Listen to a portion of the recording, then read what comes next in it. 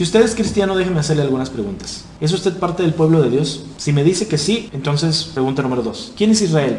Si su respuesta es, pues Israel es el pueblo de Dios, entonces mi pregunta número 3 es, ¿usted es israelita? Si me dice que no, entonces tenemos que concluir una de dos cosas. O existen dos pueblos de Elohim, dos pueblos de Dios, cosa que no es bíblica, o usted no es parte del pueblo de Elohim. ¿Realmente hay dos cuerpos? La teología del reemplazo opera bajo la idea de que desde la muerte y la resurrección de Yeshua se han creado dos cuerpos distintos para el Mesías. Dos pueblos, dos naciones, Israel y la iglesia. Sin embargo, esto es lo contrario a lo que la Escritura dice. Primera los Corintios 12:12 dice, porque así como el cuerpo es uno y tiene muchos miembros, pero todos los miembros del cuerpo, aunque son muchos, constituyen un solo cuerpo, así también es el Mesías. Pues por un mismo espíritu todos fuimos bautizados en un solo cuerpo, ya judíos o griegos, ya esclavos o libres, y a todos se nos dio a beber del mismo espíritu. Efesios 3:6 dice, a saber, que los gentiles son coherederos y miembros de un mismo cuerpo, participando igualmente de la promesa del Mesías a través del Evangelio.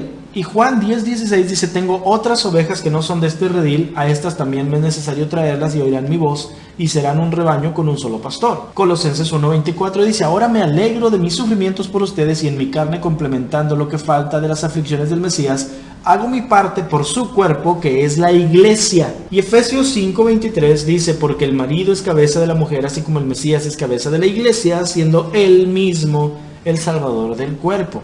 Entonces, todo el que ha sido salvo es parte del cuerpo y parte de la iglesia. Colosenses 1:18 dice, Él es también la cabeza del cuerpo que es la iglesia, y Él es el principio, el primogénito de entre los muertos, a fin de que Él tenga en todo primacía. Y la iglesia es de Yeshua eternamente. Efesios 3:21. A Él sea la gloria en la iglesia y en Yeshua HaMashiach por todas las generaciones, por los siglos de los siglos. Amén. El problema está en que la iglesia, entre comillas, tiene la idea de que ella, la iglesia, es una entidad separada de Israel, cuando en realidad la iglesia es Israel.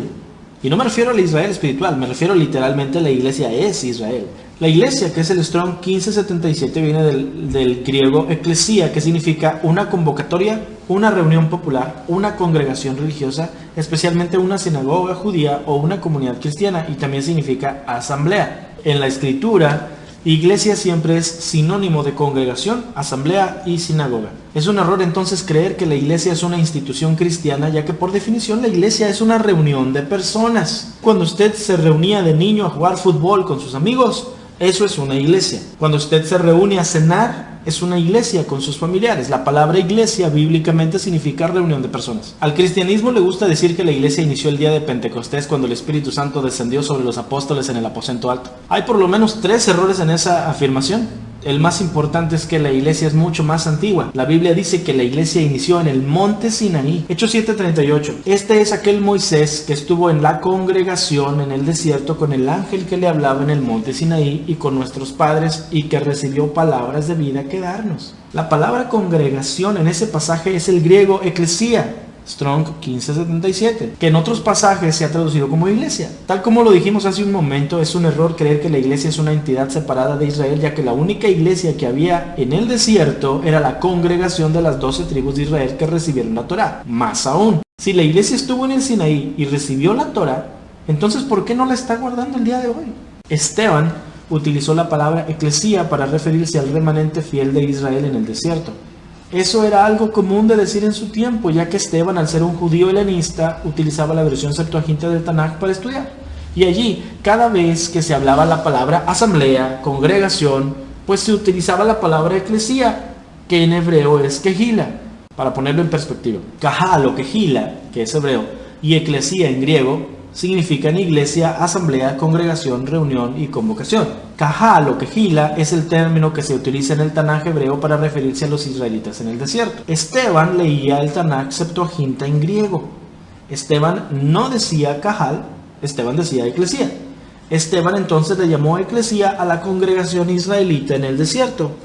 Eclesía es iglesia, iglesia es Israel. Nadie se escandalizó cuando Esteban utilizó el término eclesía para referirse a las 12 tribus de Israel en el Sinaí, porque eclesía siempre ha significado una reunión de personas. Ha sido la iglesia cristiana quien se ha apropiado de la exclusividad del término y lo ha convertido en una identidad sustituta de Israel, cuando bíblicamente la iglesia siempre ha representado al Israel que guarda los mandamientos de Yahvé. Así que cada vez que Yeshua o los apóstoles hacen referencia a, entre comillas, la iglesia, siempre se están refiriendo al remanente de Israel que que se ha mantenido fiel a pesar que la mayoría de los israelitas se alejen del pacto de Yahvé. Romanos 11:1. ¿Acaso ha desechado Elohim a su pueblo? De ningún modo, porque yo también soy israelita, descendiente de Abraham y de la tribu de Benjamín. Elohim no ha desechado a su pueblo, al cual conoció con anterioridad. Romanos 11:15 nos habla acerca de ser injertados en el olivo de Israel.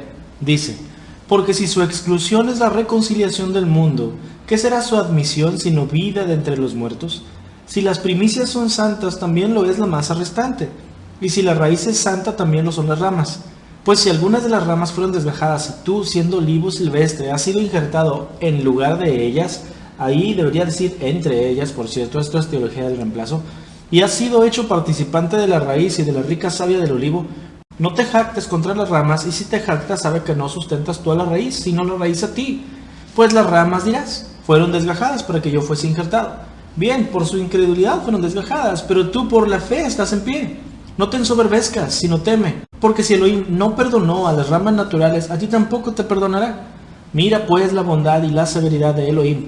La severidad ciertamente para con los que cayeron, pero la bondad para contigo si permaneces en esa bondad, pues de otra manera tú también serás cortado. Y aun ellos, si no permanecieren en incredulidad, serán injertados, pues poderoso es Elohim para volverlos a injertar. Porque si tú fuiste cortado del que por naturaleza es olivo silvestre y contra naturaleza fuiste injertado en el buen olivo, ¿cuánto más estos, que son las ramas naturales, serán injertados en su propio olivo? Porque no quiero, hermanos, que ignoren este misterio, para que no sean arrogantes en cuanto a ustedes mismos, que le aconteció a Israel, y aquí se está refiriendo a la casa de Judá, endurecimiento en parte, hasta que haya entrado la plenitud de los gentiles, la casa de Efraín. Y luego todo Israel será salvo, como está escrito, vendrá de Sión el libertador que apartará de Jacob la impiedad.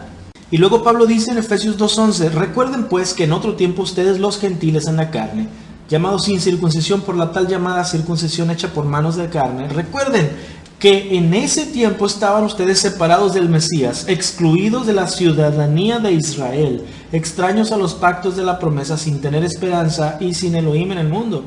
Pero ahora en el Mesías Yeshua, ustedes que en otro tiempo estaban lejos han sido acercados por la sangre del Mesías, porque Él mismo es nuestra paz, quien de ambos pueblos hizo uno, derribando la pared intermedia de la separación. Así pues, ustedes ya no son extranjeros ni advenedizos, sino que son conciudadanos de los santos y miembros de la familia de Elohim, edificados sobre el fundamento de apóstoles y profetas, siendo Yeshua HaMashiach la piedra angular. ¿Cómo podríamos no ser de Israel si ahora somos ciudadanos de Israel? Se siguen aferrando al hecho de que la iglesia es el Israel espiritual, o la iglesia ahora es el verdadero pueblo, porque según ellos tiene fundamento bíblico. Mateo 16:15. Yeshua les dijo, ¿y ustedes quién dicen que soy yo? Y respondiendo Simón Pedro le dijo, tú eres el Mesías, el hijo del Elohim viviente. Y Yeshua respondiendo le dijo, bienaventurado eres, Simón, hijo de Jonás, porque esto no te lo reveló carne ni sangre, sino mi Padre que está en los cielos. Yo también te digo que tú eres Pedro, y sobre esta roca edificaré mi iglesia, y las puertas del Hades no prevalecerán contra ella. Las escrituras enseñan que Israel sería reconstruido y restaurado. Está establecido claramente una y otra vez que la división de los reinos de la casa de Efraín y la casa de Judá un día va a llegar a su fin y volverán a ser uno. Y sabemos que es el Mesías quien debe hacerlo. Si Yeshua edificara la iglesia y la establece como algo distinto a Israel, entonces Yeshua contradeciría todo lo que el Tanaj está diciendo que debe hacer. En Amós específicamente el Padre dice que no hará nada si no se lo revela primero a sus profetas. La restauración de Israel por el Mesías está profetizada por todos lados, pero jamás se dice que el Mesías vendrá a edificar otra cosa. Si Yeshua hubiera venido a edificar la iglesia como un ente separado de Israel, Yeshua no sería el Mesías. Y es por esa imagen errónea que el cristianismo tiene y predica de Yeshua que muchos judíos no creen en él. ¿Qué cosa vino a edificar Yeshua? La palabra utilizada para decir edificaré es oikodomeo, que es el Strong 3618. Y en hebreo se dice vaná, y significa edificar, pero también significa reedificar, reconstruir y restaurar. Si la utilizamos en contexto, Yeshua está diciendo sobre esta roca, es decir, sobre la declaración que Yeshua es el Mesías, el Hijo del Elohim viviente, yo voy a restaurar a Israel. La nación de Israel es la única institución la cual los profetas mencionan que Elohim restaurará y reedificará. No hay ninguna mención de alguna otra institución que Yahvé vaya a construir en los últimos días, excepto Israel. Podemos entonces darnos cuenta que el fundamento doctrinal principal del cristianismo es una falacia creada por una malinterpretación de Mateo 16-18, y que cuando los protestantes se separaron de los católicos clamando que la roca es Cristo y no Pedro, cosa que es correcta, ellos mismos siguieron propagando la teología del reemplazo, ya que nadie pudo ver que en realidad Yeshua jamás vino a hacer otra cosa que no fuera restaurar a Israel.